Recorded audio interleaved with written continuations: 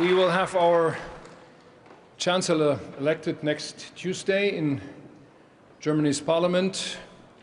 And the Social Democrats will finalize their vote within their party tonight. And we all hope that we will have their approval tomorrow morning, so the way will be free to elect a new government next week, precisely that time. But until then, you have to make your decisions on the presidency of the EPP today and tomorrow, and that's the reason why I would like to advertise first for our candidate, who is our president, Manfred Weber, and who is the deputy,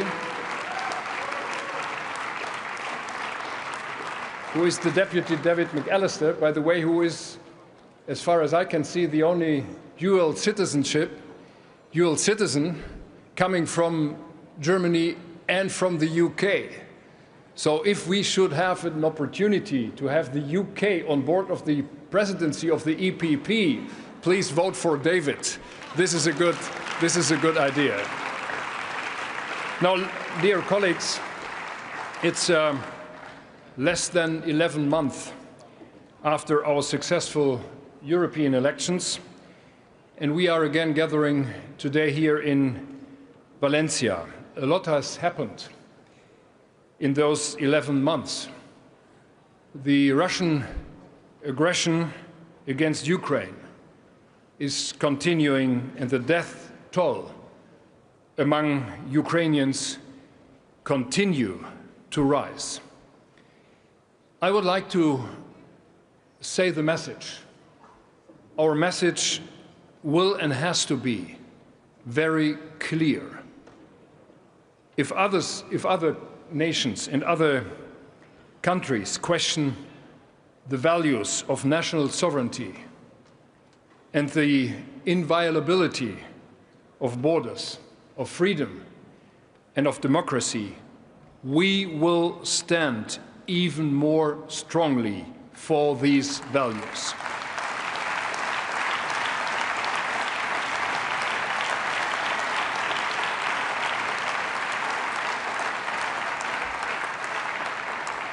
And at the same time, a new US president has been elected to the White House, putting our important transatlantic alliance to a test, both in terms of security and defense, but also when it comes to trade and more generally the cohesion of the so-called West.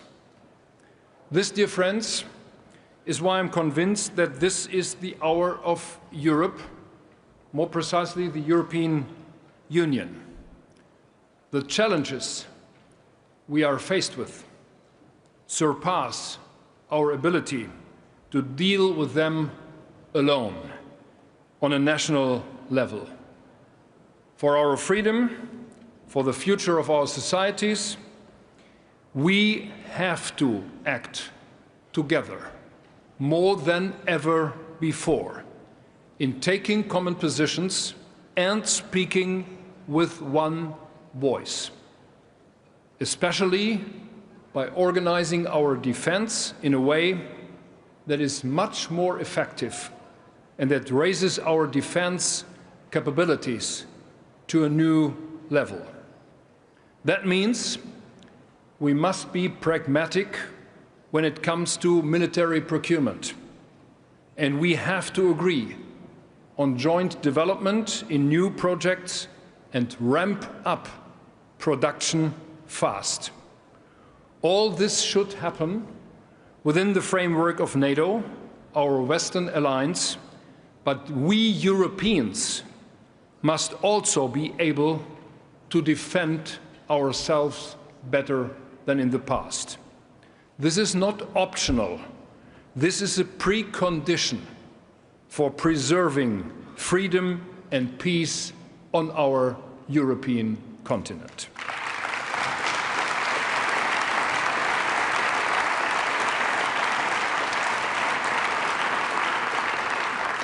I know that many of you expect more German leadership than we have seen in the last years, both in the EU and on international level. Next week, as I said, Germany will have a new government. And I tell you, we will and we have to invest a lot of energy more into moving Europe forward.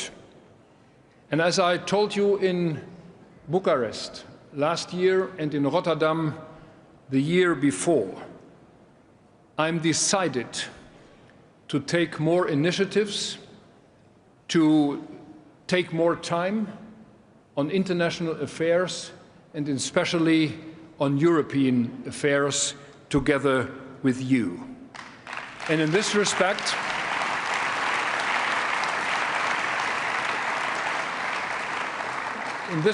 I'm very proud to announce that for the first time in more than 60 years, my party, the Christian Democrats in Germany, will have the Foreign Office in our government.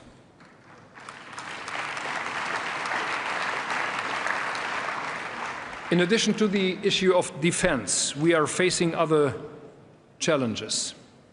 And, dear colleagues, let's not underestimate them. The US tariffs threaten to plunge the world into a new age of protectionism. Therefore, we must revitalize the conviction that free trade with the world carries benefits for all. Economy and trade are not zero-sum games. More than ever, we should conclude ambitious and comprehensive trade agreements. And I would like to say from this place, full support to you, Ursula, and your Commission, to all your efforts to come to more free trade agreements in the world. Full support from our future German government. And please, we should not overburden these trade agreements with too many other issues that are not directly trade related.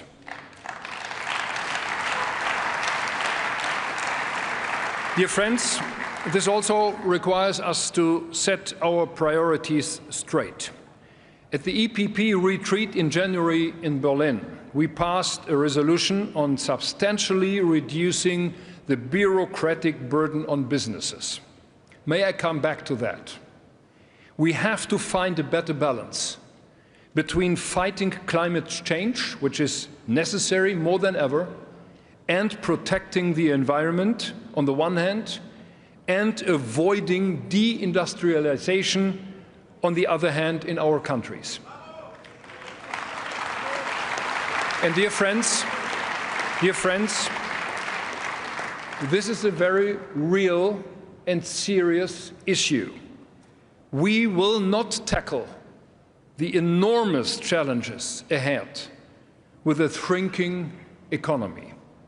We should be ambitious in cutting regulation and relying on market-based instruments such as ETS, implemented by the European Union. So, allow me to be very open on that. Let us fight over regulation on all levels. Frankly,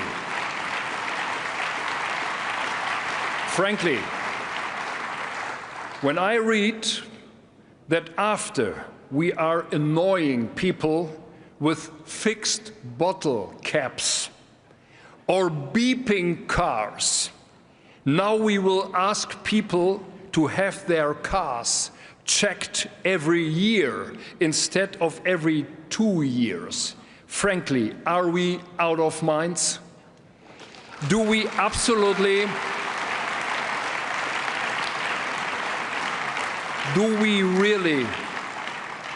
really make the EU more unpopular with such kinds of regulation?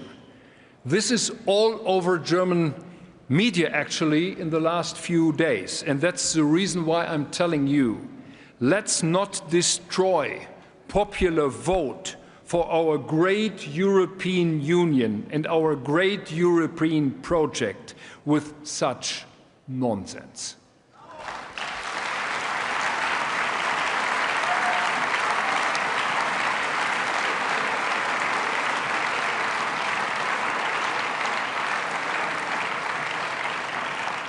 The last, but certainly not the least, issue I want to mention is migration. With the Return Directive and other legal changes, we are on the right way. We must drastically decrease the number of irregular migrants arriving in our countries. And if those numbers remain high, we have to discuss additional measures. Laws can be changed, and we should not be afraid of this if necessary. Dear friends,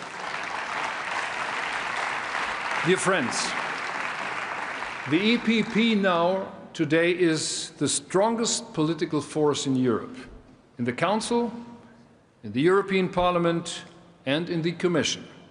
That means our leadership is more important than ever before. Let's show this leadership for the entire European Union, for the people in our countries. And from my perspective, in my future government, you can count on us. We will be ready to deliver, and we will be ready. We will be ready to form one of the governments in Germany which will be one of the most strongest European supporters you have ever seen from my country. Many thanks and good luck to all of you.